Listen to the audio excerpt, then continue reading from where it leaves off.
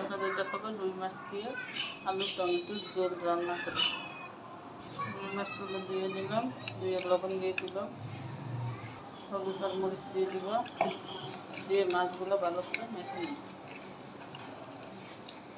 মাছগুলো ভালো করে মেখে নিই। তেল দিয়ে দিলাম, তেলটা গরম হওয়ার জন্য। এখন মাছগুলো দিয়ে দিই।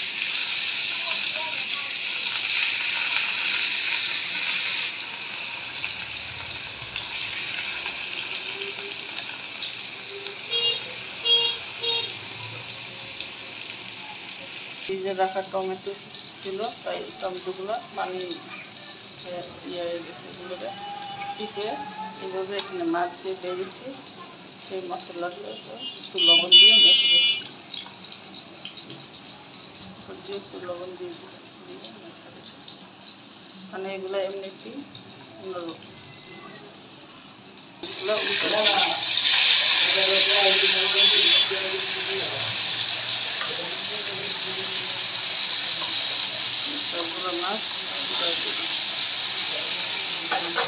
মাছ ভাজা হয়ে গেছে। এখন আমি তেল গরম হয়ে গেছে, এখন পেঁয়াজ কুচি ভালো করে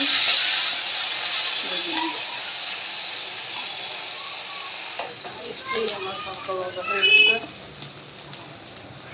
এখন দিয়ে দিব পরিমাণ মতো রসুন বাটা, সামান্য একটু জিরা বাটা,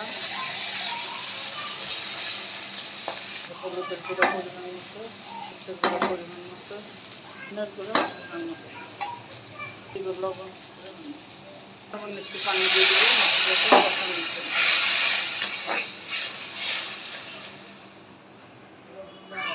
রান্না হয়ে গেছে, এখন আলুগুলো কষিয়ে নিব। মশলাটা আলুটা নাড়াচাড়া দিয়ে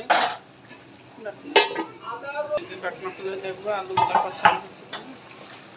আলুগুলো কষানো হয়ে গেছে, এখন মেখে রাখা টমেটোগুলো দিয়ে দিই, দিয়ে কষিয়ে নিই।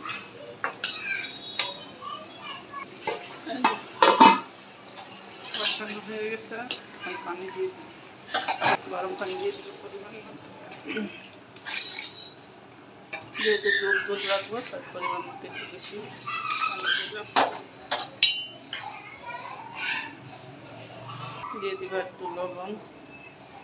টমেটোগুলো যেহেতু অনেক টক, তাই সামান্য একটু চিনি দিয়ে দিলাম। আর মাছ আর মাদা মাছ আর কাঁচামরিচ দিয়ে নাড়াচাড়া দিয়ে ঢাকনা দিয়ে দেখবো। ঢাকনা খুলে দেখবো আমার তরকারি রেসিপি হয়ে গেছে। একটু দিয়ে নাড়া দিয়ে নামিয়ে নিই। কেমন